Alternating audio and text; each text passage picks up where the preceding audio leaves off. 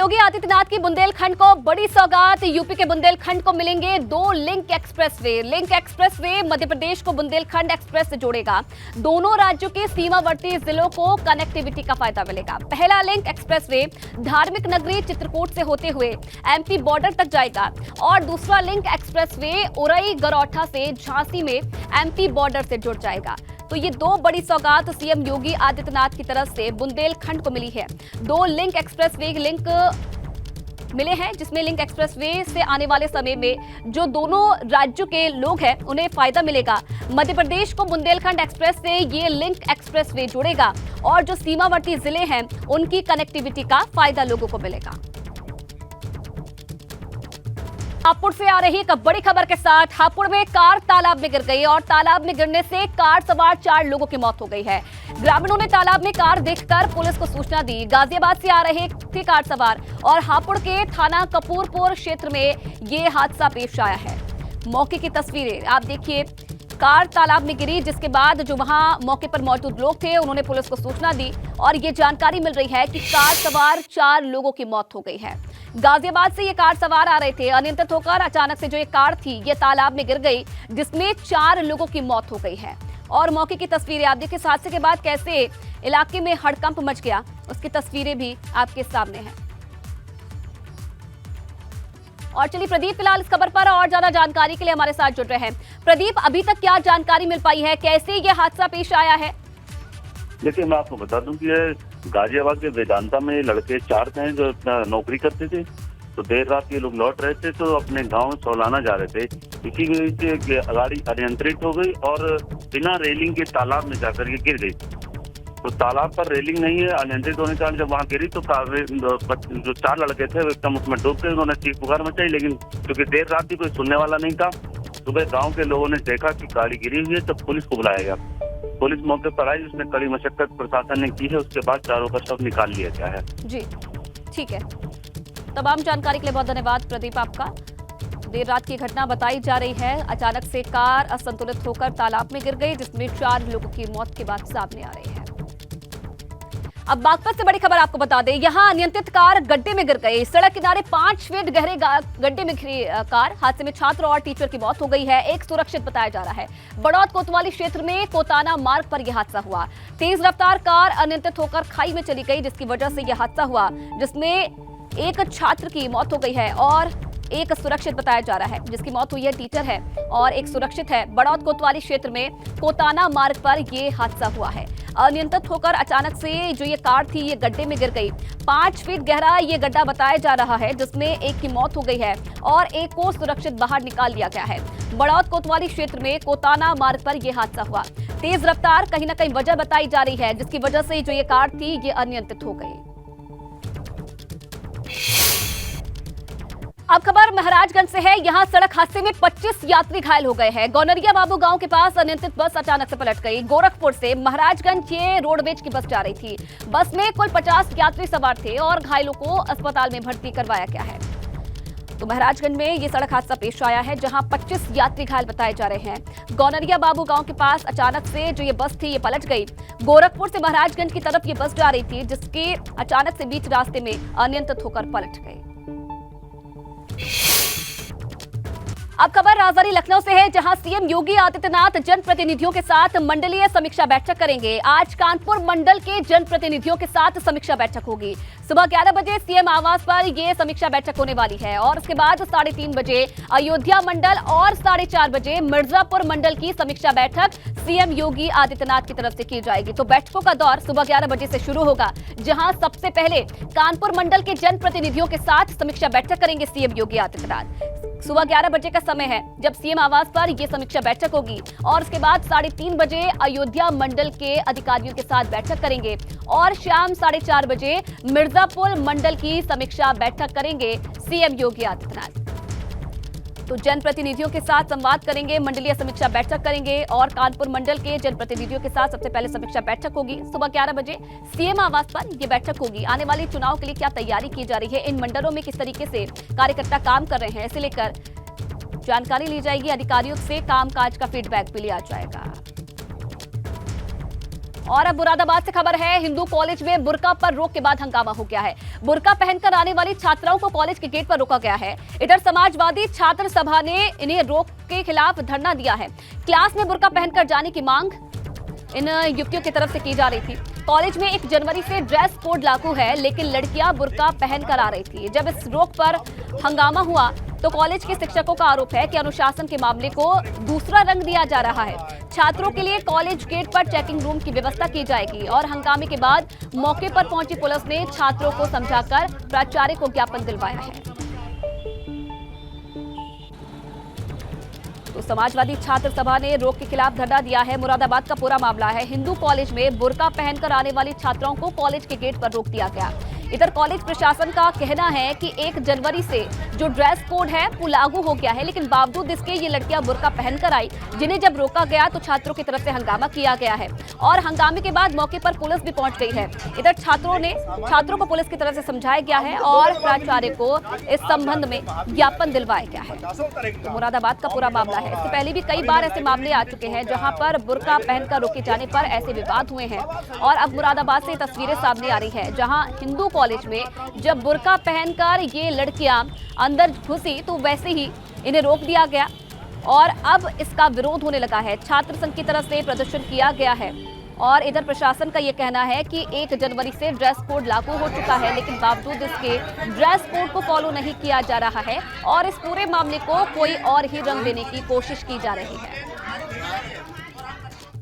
बड़ी खबर मुजफ्फरनगर से आपको बता दें, भाकियू अध्यक्ष का बड़ा बयान। भैसाना मिल पर महापंचायत में नरेश टिकैत बोले हैं, गन्ना भुगतान नहीं हुआ तो आत्मदाह करूंगा। 11 फरवरी तक गन्ना भुगतान होना चाहिए। नरेश टिकैत का ये बयान सामने आया है, जिन्होंने चेतावनी भी दी है। उनका कहना है कि अगर 11 फरवरी तक गन्ने का भुगतान नहीं होता है तो मैं आत्मदाह कर लूंगा। भैसाना मिल पर महापंचायत में नरेश टिकैत ने यह बड़ा बयान दिया है। लगातार गन्ना भुगतान को लेकर कई बार भाकियू की तरफ से प्रदर्शन भी किया जा चुका है और अब अल्टीमेटम दे दिया गया है नरेश टिकैत की तरफ से। 11 फरवरी तक अगर गन्ना भुगतान नहीं हुआ तो मैं आत्मदाह कर लूंगा। 10 फरवरी तक पिछला सारा भुगतान हो जाएगा, जितना भी 85-90 करोड़ रुपए का भुगतान है वो 10 फरवरी तक कर देंगे। तो आखिर चीनी मिल पर क्यों भड़के हैं नरेश टिकैत, ये आपको समझाते हैं। किसान नेता नरेश टिकैत की चीनी मिल को धमकी, गन्ना भुगतान नहीं होने पर आत्मदाह की चेतावनी दी गई है नरेश टिकैत की तरफ से।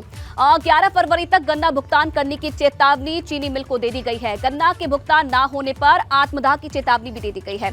इधर चीनी मिल के गेट पर आत्मदाह की धमकी दी है। मुजफ्फरनगर में किसानों की तरफ से धरना प्रदर्शन किया जा रहा है। बजाज शुगर मिल के गेट पर किसानों का धरना कई दिनों से चल रहा है। गन्ना के बकाया भुगतान न होने पर यह प्रदर्शन किसानों की तरफ से लगातार किया जा रहा है।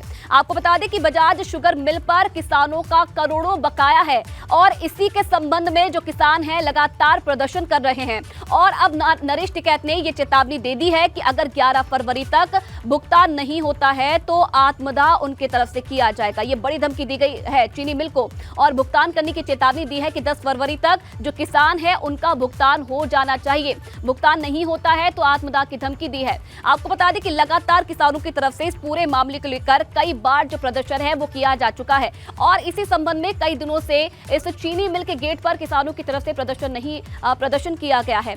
अब जब भुगतान नहीं हुआ है तो नरेश टिकैत की तरफ से ये चेतावनी भी दे दी गई है, अल्टीमेटम दे दिया गया है और 10 फरवरी तक का समय दिया गया है चीनी मिल को भुगतान करने का। 10 फरवरी तक अगर भुगतान नहीं होता है तो आने वाले समय में उनकी तरफ से आत्मदाह किया जाएगा, ये कहना है नरेश टिकैत का। तो महापंचायत का आयोजन किया गया था भैसाना मिल पर। ये महापंचायत का आयोजन किया गया था जिसमें प्रदेश भर से जो किसान थे वो जुटे थे और किसानों को संबोधित करते हुए ये बयान नरेश टिकैत का सामने आया है, जिसमें चीनी मिल को अल्टीमेटम देते हुए वो नजर आए हैं। अब कानपुर से खबर है, जहां जमानत मिलने के बाद भी खुशी दुबे जेल से बाहर नहीं आ पाई है। सेशन कोर्ट ने 4 जनवरी को खुशी को जमानत दी थी और 14 दिन बीत जाने के बाद भी अब तक खुशी दुबे बाहर नहीं निकल पाई है। जमानत सत्यापन न होने पर न्यायालय ने भी नाराजगी जताई है। बिक्रू कांड मामले में आरोपी है खुशी दुबे, जिसे कुछ ही दिन पहले जमानत मिली थी, लेकिन 14 दिन बीत चुके हैं और 14 दिन बीत जाने के बाद भी अब तक खुशी दुबे बाहर नहीं निकल पाई है। सेशन कोर्ट ने 4 जनवरी को खुशी को जमानत दे दी थी, लेकिन बावजूद इसके अभी तक जेल से बाहर नहीं निकली है। जमानत का सत्यापन नहीं होने पर इधर न्यायालय ने भी नाराजगी जताई है। आपको ये भी बता दें कि बिकरू कांड मामले में आरोपी है खुशी दुबे।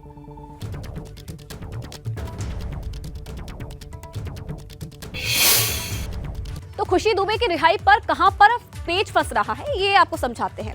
जमानत लेने वालों का सत्यापन नहीं से ये पेच जो है फंस गया है। पुलिस और बैंक पर सत्यापन नहीं कराने का आरोप लगा है और खुशी के वकील का पुलिस पर लापरवाही का आरोप है। लापरवाही का आरोप पुलिस की तरफ पर लगाया गया है। 4 जनवरी को जमानत मिलने के बाद सत्यापन नहीं हुआ है अब तक, और लेट लतीफी पर अदालत ने पुलिस को भी फटकार लगाई है।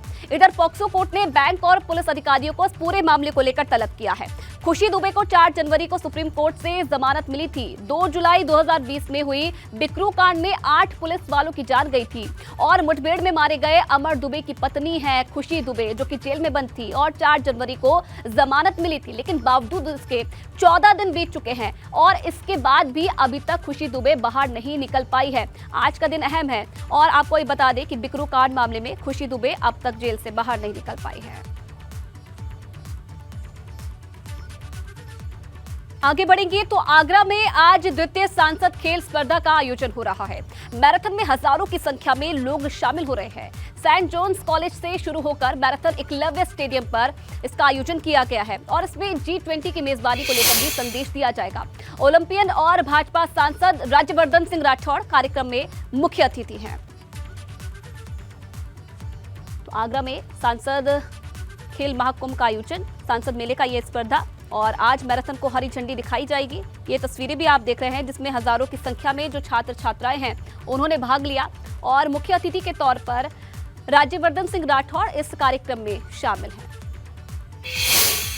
और मैं आगरा की जनता का बहुत आभार प्रकट करना चाहूँगा कि बहुत उत्साह है। छोटे बच्चों से लेके दिव्यांग लोगों से लेके सीनियर सिटीजन से लेके सभी जात वर्ग क्षेत्र धर्म के लोगों ने आज रन फॉर G20 में शामिल होकर के और G20 को भी प्रमोट किया है और प्रधानमंत्री जी की खेलो इंडिया जो है उसको बढ़ावा मिल रहा है। प्रधानमंत्री की मुहिम को साकार करने के लिए आगरा के सांसद केंद्रीय मंत्री SP सिंह बघेल ने सांसद खेल स्पर्धा आयोजन को सफल बनाने के लिए पूरी तरह से एड़ी चोटी का जोर लगा दिया था और आज उसका आगाज हो चुका है। सांसद खेल स्पर्धा के तहत जो आज मैराथन दौड़ है उसकी शुरुआत हो चुकी है और इसको हरी झंडी दिखा रहे हैं जो ओलंपियन रहे हैं और सांसद हैं वर्तमान में राज्यवर्धन सिंह राठौड़ चीफ गेस्ट के तौर पर सांसद खेल स्पर्धा योजना के को हरी झंडी दिखा रहे हैं। मुख्यमंत्री योगी आदित्यनाथ ने भी वर्चुअली आशीर्वचन देकर तमाम जो कहा जाए युवा हैं या ऐसे लोग जो खेल प्रेमी हैं जो फिजिकल एक्टिव रहते हैं उन लोगों के लिए एक संदेश जारी किया है और आप देख सकते हैं कि ट्राई कलर के आकार में इन बलून्स को उड़ाया गया है।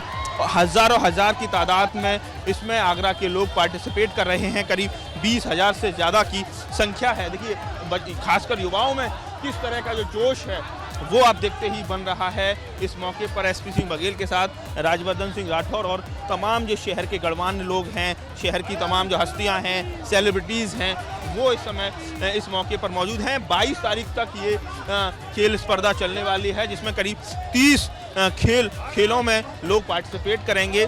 इसके साथ ही सबसे महत्वपूर्ण बात यह है कि जिस तरह से फरवरी महीने में G20 का कार्यक्रम प्रस्तावित है तो इसको लेकर भी ये जो एक G20 की मेजबानी को लेकर भी एक बड़ा मैसेज इस सांसद खेल स्पर्धा के तहत दिया जा रहा है। आगरा से नितिन उपाध्याय, ABP गंगा।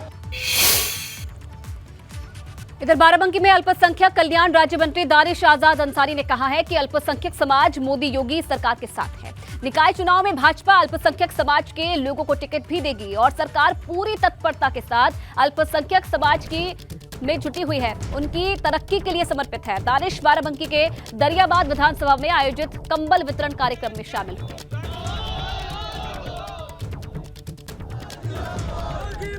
भाजपा के साथ है अल्पसंख्यक समाज, ये कहना है दानिश अंसारी का। अल्पसंख्यकों के विकास के लिए सरकार कटिबद्ध है और लगातार उनके लिए काम किया जा रहा है।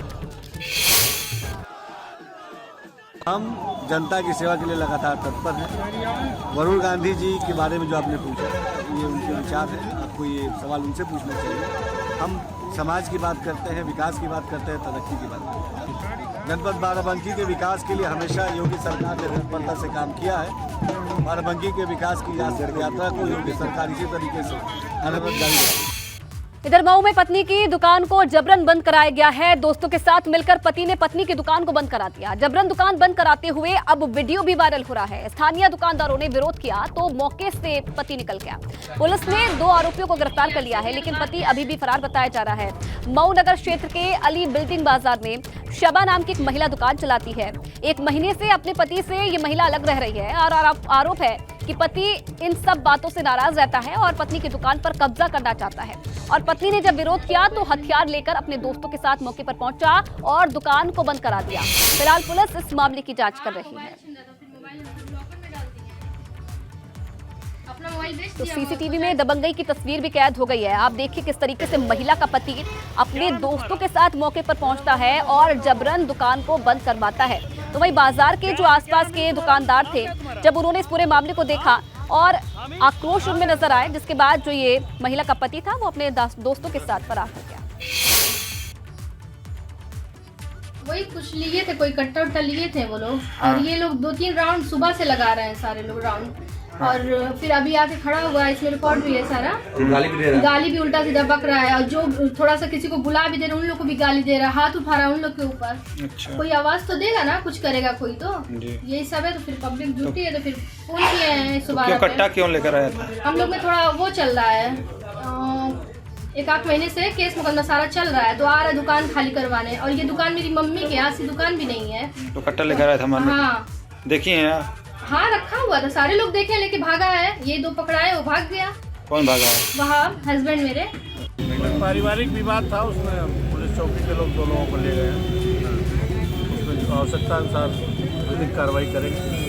सर, अवैध असलाह के साथ सूचना मिली थी कि अवैध असलाह लेकर चढ़े थे ये। नहीं, अवैध असलाह उनके पास से, किसी के पास से अभी पकड़े जाने की कोई सूचना नहीं। क्या कार्रवाई की जाएगी सर? जो भी विधिक कार्रवाई जो